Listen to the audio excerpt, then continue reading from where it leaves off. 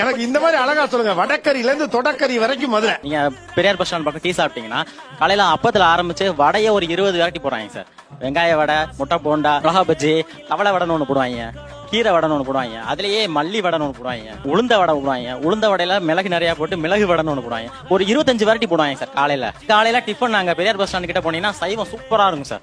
11 மணிக்கு மேல வெயில் ஏறுதா நேரா போய் ஜிகர்தண்டா சாப்பிடுவோம்.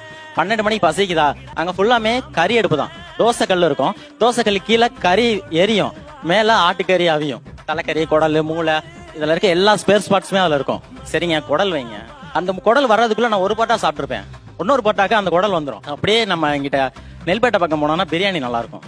சரி ரைட், அப்படியே காலவாசல் பைபாஸ்குள்ள போனோம்னு வைங்களேன். 10 ரூபாய்க்கு பானிபூரி ஆரம்பிச்சு ஒவ்வொரு கடையா ரேட்டு கொடுங்க சார். அது போனா 30 ரூபாய்க்கு 65 போடுவாங்க, 40 ரூபாய்க்கு ஐஸ்கிரீமை பொறிச்சு கொடுக்குறாங்க சார்.